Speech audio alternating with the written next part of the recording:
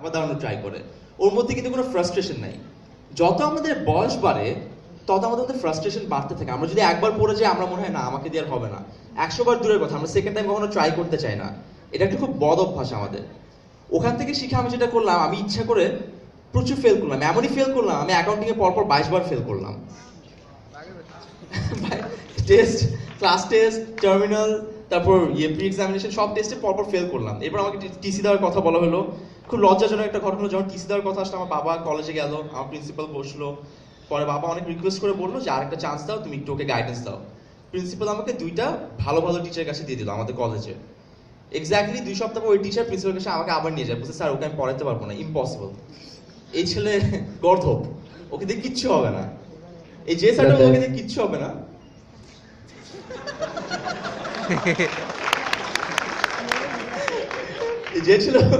যে টিচার বললো ওকে দিয়ে কিচ্ছু হবে না, এক্স্যাক্টলি কয়েক মাস আগে আমার ওই টিচার সাথে ছবি দিচ্ছে। আর ওই ছবিতে জাস্ট বলার আগে উনি জাস্ট আমাকে বললো, I am so proud of you, thank you so much for coming to our college.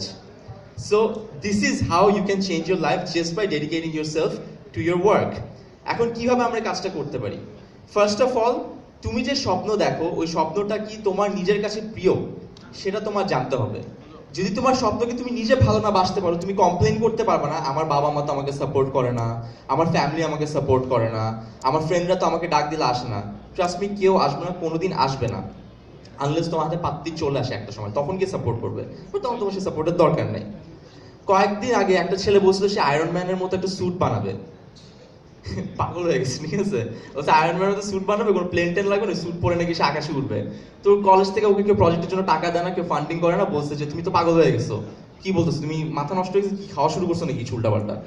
ও কথা কেউ শুনে না। হ্যাঁ, ও কি করলো, কলেজ থেকে ড্রপ আউট করলো, সরি স্কুলে ছিল, সে হাই স্কুলে। ও 2টা বছর হাই স্কুল ড্রপ আউট করে যখন প্রজেক্টটা নিয়ে মোটামুটি অনেক রিসার্চ করলো, সে আবার গেল হচ্ছে এবার কিছু পার্সোনাল ফান্ডিং করতে। সবাই সেম কথা বলছে, যে ফ্রেন্ডরা বলছে তুই কি গালি মারছে, গালি তো আমি বলতে পারতেছি এখানে, তো তুই কি আউট হয়ে গেছিস নাকি, কি বলছিস, পাগল নাকি তুই, মানুষকে এগুলো বললে সবাই তোকে নিয়ে হাসবে। তো সেটা মনটা অনেক খারাপ হয়েছে, সে নিজে গ্যারাজে তারপর কাজ করা শুরু করলো।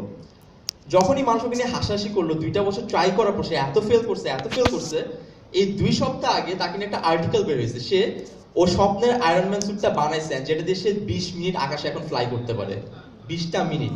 This is how powerful your dream can be. তো একটা মনে রাখবা, যখনই তোমার চারপাশের মানুষ তোমার স্বপ্নের কথা শুনে বলবে যে তুমি পাগল হয়ে গেছো, তখনই তুমি বুঝবে তুমি তোমার লাইফের সবচেয়ে বেস্ট ডিসিশনটা নিয়ে নিছো, and that's the most accurate decision of your life. আজকে যখনই তুমি ভালো কিছু করতে যাবা বা নতুন কিছু করতে যাবা, স্বাভাবিক, মনে করো আমি এখানে আসলাম, হ্যাঁ, এই কথা নিয়ে পড়ে গেল, তাই না, হাসছে না সবাই, ইটস নিউ, মানে জিনিসটা কেমন অড, যখনই তোমার সাথে ডিফারেন্ট কিছু হচ্ছে সবার কাছে জিনিসটা অনেক অড লাগে। কি হলো, সামান কি পড়ে যায়, কি পোলা দাঁড়াতে পারে না, কেমন না পোলাটা, সবাই গালি দেয়। ফেসবুকে যাও, ফেসবুকে কমেন্ট আমার মানুষের তো কমেন্ট সেকশন থাকে, নিজে কমেন্ট সেকশন, আমার সে গালি সেকশন থাকে আলাদা, ঠিক আছে? প্রচুর মানে গালি থাকে। কেন গালি দেয়? এই জন্য না যে আমি কি বলে আমার কাজ ভালো লাগে না, এই জন্য না যে আমি খুব খারাপ কাজ করছি, কেন ওর দাঁত ফোকলা, সালমান খান সহ্য হয় না, কেন ও লাল কিনছে, কেন, এগুলো হচ্ছে মানুষের কারণ। কিন্তু একটা তুমি চিন্তা করে দেখো, আজকে সালমান মুক্তাদি যদি প্রত্যেকদিন শত শত মানুষের গালি না খাইতো, সে লক্ষ লক্ষ মানুষের ভালোবাসা পাইতো না কোনোদিন। আজকে শত শত মানুষ গালি দেয় বলে আমি লক্ষ লক্ষ মানুষের ভালোবাসা পাচ্ছি।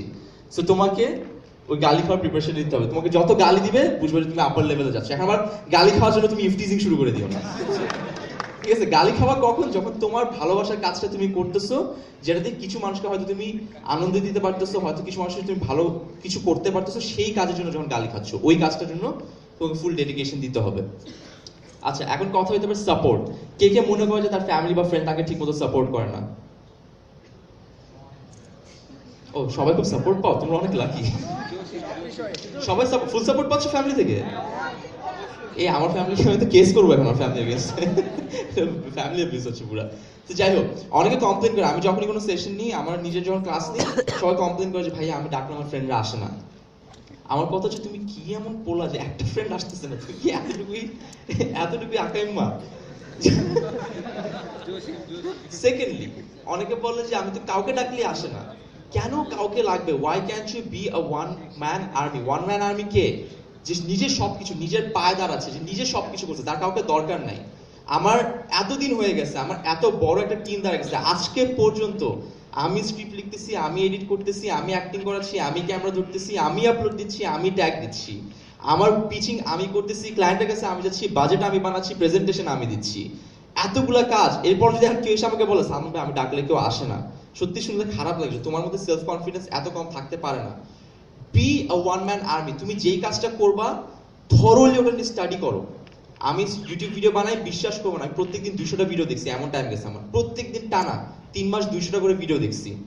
এই 3 মাস অনেক গালি খেয়েছি। আমার বাপ মার কমপ্লেন সেম, সারাদিন রুমে দরজা আটকায় বসে থাকে, ভাবি কি যে কি দেখে। আসলে আমি ইউটিউব দেখতাম, কিন্তু এখন বাবা মার তো ই আছে, ভাবি আসলেই হচ্ছে নেগেটিভ ইনফ্লুয়েন্স চলে আসে একটা। ভাবি আমার ছেলে তো রাত্রে যায় সকালে আসে, ভাবি কি করবো এই ছেলেকে নিয়ে। এর মধ্যে আমার বিল্ডিং যেখানে আমি একটা বাসা ভাড়া নিয়েছিলাম, সোসাইটি তো মা বাবা ইয়ে করে না, সাপোর্ট করে না, সোসাইটি তো দূরের কথা, আমি একটা অফিস ভাড়া নিলাম।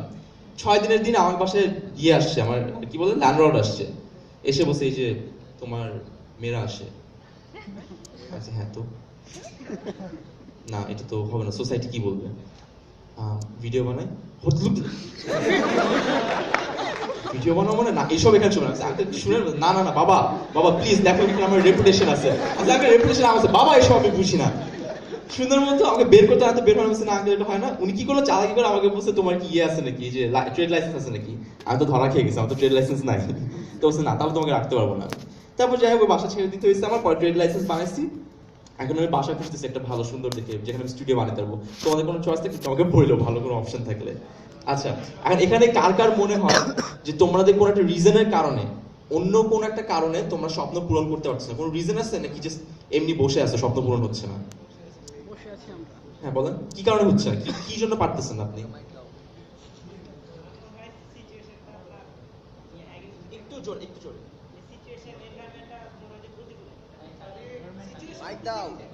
মানে কি বৃষ্টি হচ্ছে, কি সিচুয়েশন? আমার মনে হয় যে আমার সিচুয়েশন, বাট রিয়েলিটিটা সবসময় প্রতিকূলে থাকে।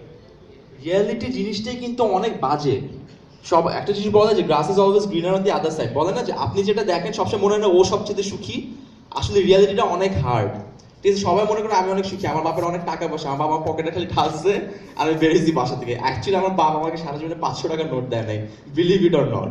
সো রিয়েলিটিতে আপনি কি কি মনে হচ্ছে, কোন সিচুয়েশনের কথা হচ্ছে, কেন আটকে আছে? মানে স্পেসিফিক কিছু থাকবে তো, যে টাকা নাই নাকি ফ্রেন্ড নাই নাকি সাপোর্ট নাই, অথবা আপনি অপরচুনিটি পাচ্ছেন না, জ্ঞান কম, কোন জিনিসটা? না না, বেশিরভাগ সময় আপনার কনফিডেন্স থাকে না, একটা ডিসিশন কনফিডেন্স ল্যাক করেন আপনি। নেওয়ার পরে মনে হয় যে না সামনে ফিউচার হবে না, তারপর আবার। হ্যাঁ এটা আমারও হয়েছে, এটা সবার হয়, এই একটা সবার কম কনফিডেন্স সবার ফার্স্টের দিকে থাকে না। আর একটা ভয় থাকে যদি আমি ফেল করি। দ্যাটস ওয়াই কিন্তু আমি ফার্স্টের কথাটা বলছি যে আমি ফেল করতে কখন শিখছি, যখন আমি বাচ্চার সাথে নিজেকে কম্পেয়ার করছি, যে একটা 6 মাসের বাচ্চা যদি এতবার ফেল করে হাসতে থাকে, আমি একটা বুড়া বেটা ধামড়া বেটা, আমি কেন ফেল করলে মানে এত কষ্ট পাচ্ছি? আমি স্ট্রং না অনেক, আমি অনেক স্ট্রং, আপনি অনেক স্ট্রং।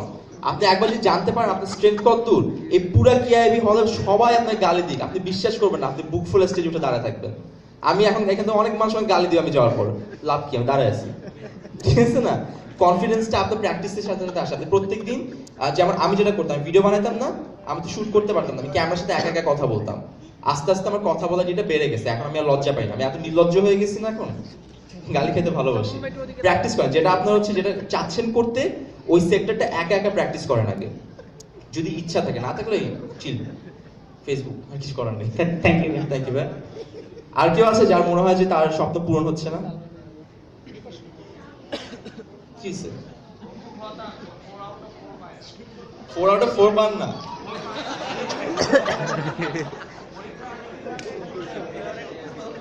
পরীক্ষার আগের দিন রাতে সবসময় সে স্ট্যাটাস দিবে যে আজকে পড়া হয় নাই, এই হয় নাই, সে হয় নাই। সে লাস্ট স্ট্যাটাস দিছে যে আমি 4 out of 4 পাইলাম না, আফসোস। কিন্তু আমাদের ইউনিভার্সিটি সবচেয়ে হাইয়েস্ট সিজিপিএ তার। আচ্ছা, তো তারে আসলে মোটিভেট করা খুবই জরুরি। তো মলি ইফ ইউ ওয়ান্ট পুরো ইউনিভার্সিটি হায়ার সিজিপিএ, হ্যাঁ বর্তমানে ওদের সেকশনে, ওদের সেকশনে, ওনার জন্য একটা জোরে হাততালি দিই আমরা।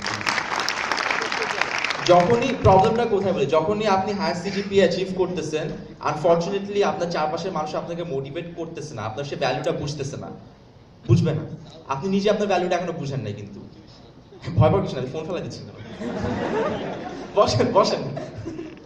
আপনি নিজে ভ্যালু না বুঝলে আপনার পাশের কোনো মানুষ আপনার ভ্যালু বুঝবে না।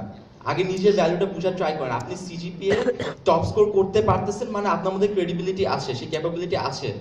অন্য হাজার হাজার স্টুডেন্ট যেটা পারে না আপনি সেটা করে দেখাইছেন, দ্যাট মিনস আপনি অনেক ডেডিকেটেড। প্রবলেমটা হয়ে গেছে আপনার কনফিডেন্সে, আপনি আপনার ভ্যালুয়েশন বুঝতেছেন না। There must be something in you. আপনি কিন্তু অনেক কিছু করে ফেলার ক্ষমতা আছে আপনার মধ্যে, বের করেন সেটা কি। আমি বলতে পারবো না, এখানে কেউ বলতে পারবে না। এখানে যদি এখন আমাদের মনে করেন যে ডক্টর মোহাম্মদ ইউনূসে চলে আসে, উনিও বলতে পারবে না। আয়মান সাদিক আসুক, সে আয়মান সাদিক আসছে নেই, ও আসার আগে বের হয়ে যাবে। ও আসলে আসলে কি আমাকে পাত্তা দেয় না, ঠিক আছে। আয়মান সাদিক কি হইতো, আয়মান সাদিক কিন্তু ছিলেন অবভিয়াসলি। ও কিন্তু এরকম ছিল, ও কিন্তু প্রচুর খুব আহামরি স্টুডেন্ট ছিল না, কিন্তু ও কিন্তু কলেজে পরে গিয়ে ভালো স্টুডেন্ট হয়েছে। আমরা একসাথে ক্লাস করতাম, আর তারপর ওকে গিয়ে আমি ডিমোটিভেট করতাম যে পড়াশোনা করে কি হবে। এরপর যখন কলেজ পাস করে দিয়েছি, গোল্ডেন এ প্লাস পাইছিলাম, ঠিক আছে ভালো, বাট তুই তো হাবলা। এত বড় বড় মোচ আয়মানের। তা আমি আয়মানের ফ্রেন্ড না, আমিও হাবলা, ও হাবলা, আমাদের ভালো ফ্রেন্ড হয়ে গেছে আমরা তখন। এরপর কি হলো, আয়মান আমাকে বললো দোস্ত আমি একটা আইডিয়া পেয়েছি। কি আয়মান? ও না, আমি বলছি আমিও আইডিয়া পেয়েছি। ও বলছে না আগে আমারটা শুনে। তখন আয়মান বললো যে সে একটা অনলাইন স্কুল খুলবে। তা আমি শুনে পুরোটা শুনে নিই। আয়মান পড়াশোনা কে করে? 2টা বছর আমাকে পচাইছি। ও খালি কি নোট করতো, কোথায় নোট কালেক্ট করতো, আপলোড দিত, বাট ওর ওয়েবসাইটে কোনো ক্লিক পড়ে না। আমি বলি কি ছেলেটা কি পাগল নাকি? ওকে পাগল বলতো, আমি ইউটিউব খুললাম। আয়মানও তখন বললো দোস্ত কি খালি গায়ে ভিডিও করতেছিস কেন, মানুষ থেকে পাগল লাগে। দুজনকে পচাইলাম। হ্যাঁ, হঠাৎ করে রাতারাতি কি হলো, আমরা যখন লেগেই থাকলাম আমাদের কাজে, আয়মান এখন বাংলাদেশের, পুরো বাংলাদেশ নয়, কয়েকদিন পর একটা রেকর্ড করবে, পুরো ওয়ার্ল্ডের একমাত্র অনলাইন স্কুল যেটা একসাথে এত বেশি মানুষ ক্লাস করাচ্ছে একটা গ্রুপ থেকে। সে Guinness book of world record almost চলে যাচ্ছে, কিন্তু ওর জন্য জোরে একটা হাততালি হবে। অথচ এই আয়মান সাদিক হাবলা ছিল, ওর সিজি গোল্ডেন 5 এর কোনো পাত্তা ছিল না। কিন্তু আমিও কিছু বলিনি, কেউ কিছু বলেনি। আপনিও হইতে পারেন যে আয়মান সাদিকের মেয়ে ভার্সন, ঠিক আছে। আপনি ওকে টপে একটা বানায় ফেলেন 5 মিনিট স্কুল, ঠিক আছে। অলরাইট, আর কেউ? হ্যাঁ বলো।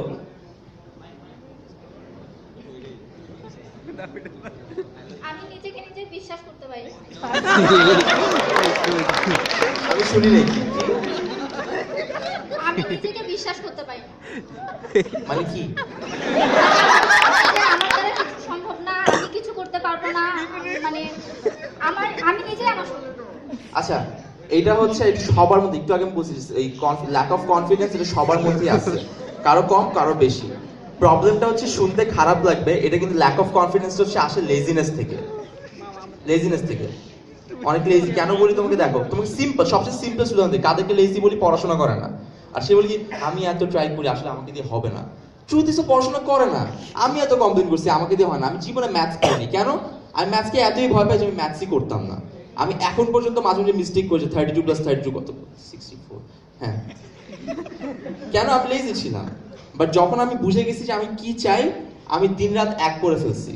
আজকে আমি যতই বাজে ভিডিও বানাই কোনো লাভ নেই, আমার ভিডিও কোয়ালিটি আমি অন্যান্য যত এক্সিস্টিং ইউটিউবার আছে তাদের থেকে বেশি চলে আসবে। বিকজ আমার কনফিডেন্স এত বেড়ে গেছে, আমার ডেডিকেশন এত বেড়ে গেছে, আমার জিদ এসে গেছে যে আমার বেশি পাইতে হবে, আমার এটা করতেই হবে। সো ইট ডাজন্ট ম্যাটার আমি কত খারাপ, আমার নিজের মধ্যে বিশ্বাসটা হচ্ছে আমি best, I am the best. তোমাদের মধ্যে বিশ্বাসটা আনতে হবে। You have to, I am the best প্রতি ইগো মাইরো না যে কেউ সালাম দিল আই এম দ্য বেস্ট, এটা করতে হাম্বলনেস থাকবে। আই এম দ্য বেস্টটা নিজের মধ্যে, নিজের সাথে তুমি চ্যালেঞ্জ লাগো। আজকে তুমি যদি 10টা কোয়েশ্চেন সলভ করো, কালকে 12টা সলভ করো, 12টা করলে 14টা সলভ করো। বি এবল, তুমি কোয়েশ্চেন সলভ করো যদি ভালো লাগে, এমন মানুষ হও যে খালি কোয়েশ্চেনই সলভ করো। তুমি অ্যান্সার না জানলেও এমন পার্ট নেও যে তুমি জানো। বললো যে দোস্ত আমার রিলেশনশিপ হয় না, আমি কি করবো? দোস্ত আমি তোকে বলি, অথচ তুমি নিজে কিন্তু কোনো রিলেশনশিপে যাও নাই, ঠিক আছে। এই জিনিসটা সবসময় মাথায় রাখবা, you have to be the best in everything. আমি কিন্তু যেটা করি, আমি কিন্তু হোস্ট ছিলাম না, এখন আমি the highest paid host in Bangladesh. অথচ আমি জীবনে হোস্টিং করি নাই, আমি কোনোদিন অ্যাক্টিং করি নাই, অথচ এখন আমাকে অ্যাক্টিং নেয় না। না ফাইজলামি করছি, এখন আমাকে একটা সময় অ্যাক্টিং করতাম না, এখন এমন একটা টাইম চলে আসছে আমাকে ফোন দেয়, অথচ আমি অ্যাক্টিং করি না। বিকজ আমি জানি যে আমি সেটাই করব যেটাতে আমি বেস্ট। সো তোমার যেই সেক্টর, ওই সেক্টরের চারপাশে যা যা আছে সবকিছু একটু ঢালাই করে ফেলো। মানুষ গালি দিতে থাকবে, কিছু করার নেই, বাট তুমি ঢালাই করে ফেলো, সো দ্যাট যখন তোমাকে যেটা করতে বলবে তুমি বলবে হ্যাঁ